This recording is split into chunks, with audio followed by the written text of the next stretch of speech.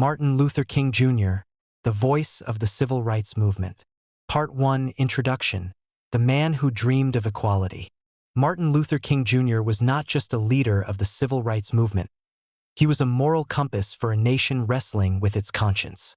His dream of a society where people were judged by their character rather than the color of their skin resonated deeply during a time of profound racial segregation and injustice.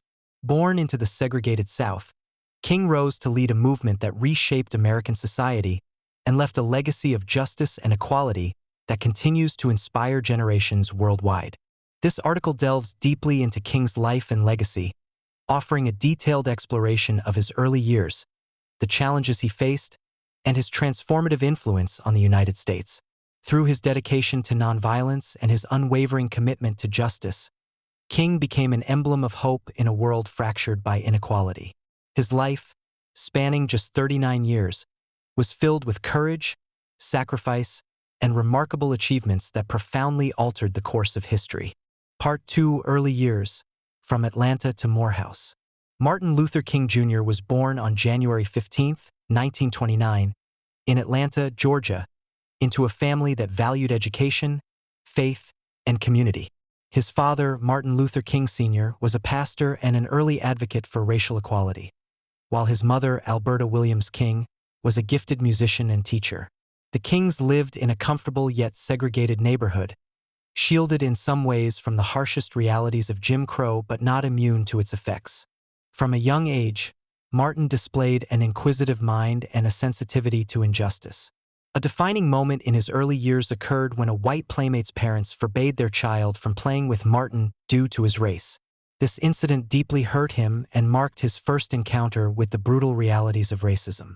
His parents worked tirelessly to instill in him a sense of pride in his identity and a belief in his capacity to effect change. Martin excelled academically, skipping both the 9th and 12th grades and enrolling at Morehouse College at the age of 15. At Morehouse, he met Dr. Benjamin E. Mays, the college's president and a towering figure in the fight for civil rights.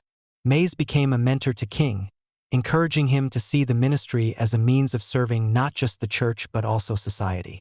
Although initially hesitant to follow in his father's footsteps as a pastor, King eventually recognized the power of the pulpit in addressing the moral crises of the time. Life at Morehouse exposed King to the intellectual and cultural currents shaping the African American experience. He read widely, engaged in debates about race and justice, and began to form the ideals that would later define his leadership. Graduating in 1948 with a degree in sociology, King left Morehouse with a strong sense of purpose and a desire to contribute meaningfully to the fight for equality. Part 3, Theological Education. Crozer and Boston University. After Morehouse, King pursued theological studies at Crozer Theological Seminary in Chester, Pennsylvania. His time at Crozer was transformative, exposing him to new ideas and philosophies that would profoundly influence his approach to social change. At Crozer, King first encountered the teachings of Mahatma Gandhi, whose philosophy of nonviolent resistance offered a compelling framework for confronting injustice.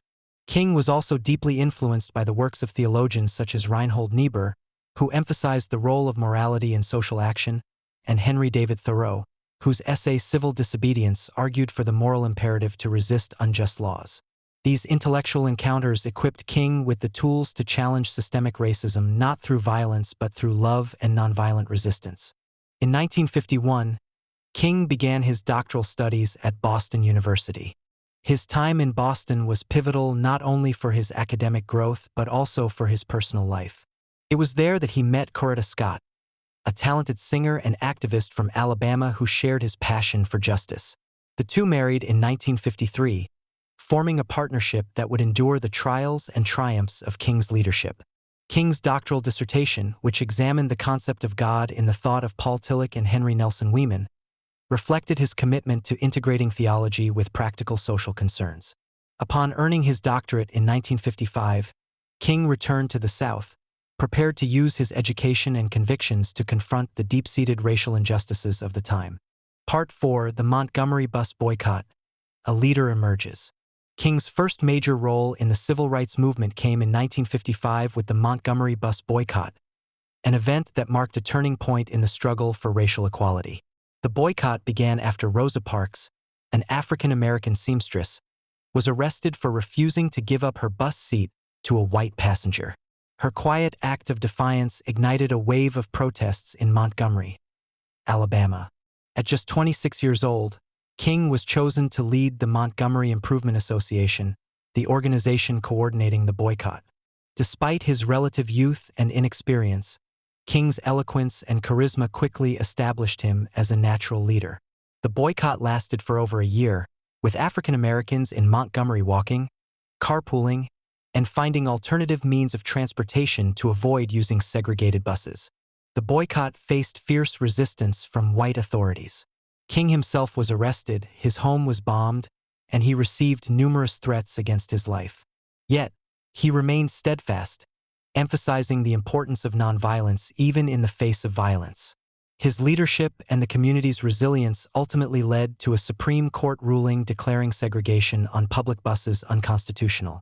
The success of the Montgomery bus boycott thrust King into the national spotlight and set the stage for his future leadership.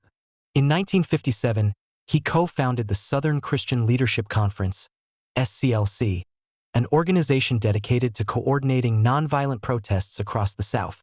The SCLC became a driving force in the civil rights movement, with King at its helm. Part 5: The Birmingham Campaign and the March on Washington. The year 1963 was a watershed moment in King's life and the civil rights movement. That year, he led the Birmingham Campaign, a series of protests against segregation in Birmingham, Alabama, one of the most racially divided cities in the South. The campaign faced brutal opposition, with police using fire hoses and attack dogs against demonstrators. King was arrested during the protests, and it was from his jail cell that he wrote the Letter from Birmingham Jail. This letter, a profound defense of civil disobedience, became one of the most important documents of the civil rights movement. Later that year, King helped organize the March on Washington for Jobs and Freedom. The march brought over 250,000 people to the nation's capital in one of the largest civil rights demonstrations in American history. Standing on the steps of the Lincoln Memorial, King delivered his iconic "I Have a Dream" speech.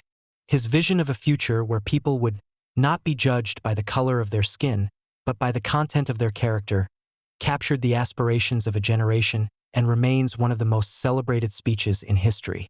The Birmingham Campaign and the March on Washington were instrumental in galvanizing public support for civil rights legislation. Their impact culminated in the passage of the Civil Rights Act of 1964, which outlawed segregation and discrimination in public accommodations and employment. Part 6: The Selma to Montgomery Marches, Voting Rights. By 1965, King had turned his attention to voting rights, recognizing that political power was essential for achieving equality. In Selma, Alabama, African Americans faced numerous obstacles to voting, from literacy tests to outright intimidation. To address this, King and other leaders organized a series of marches from Selma to Montgomery. The first march, held on March 7, 1965, became known as Bloody Sunday after peaceful protesters were brutally attacked by police on the Edmund Pettus Bridge.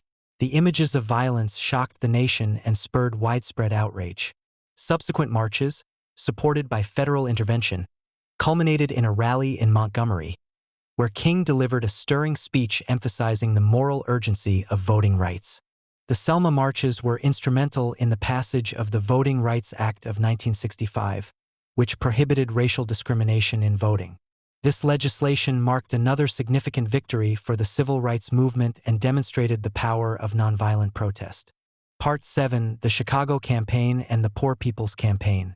In the late 1960s, King expanded the scope of his activism to address economic inequality. He led the Chicago Campaign in 1966 to combat housing discrimination and urban poverty in the North. Unlike the overt racism of the South, King encountered more subtle but deeply entrenched systemic inequalities in Chicago. The campaign highlighted the interconnectedness of racial and economic injustices. In 1967, King launched the Poor People's Campaign, an ambitious effort to address poverty across racial lines. He envisioned a coalition of marginalized communities advocating for economic justice, fair wages, and better housing and education. While the campaign faced significant challenges, it reflected King's growing recognition of the need for a comprehensive approach to justice. Part 8. Assassination and Legacy. On April 4, 1968, Martin Luther King Jr. was assassinated in Memphis, Tennessee, where he had gone to support striking sanitation workers. His death marked a tragic end to a life dedicated to justice, but his legacy endures. In the years since his death, King has been celebrated as a symbol of hope and courage. His teachings on nonviolence continue to inspire movements for justice worldwide, and his vision of equality remains a guiding light for those who seek to create a fairer society.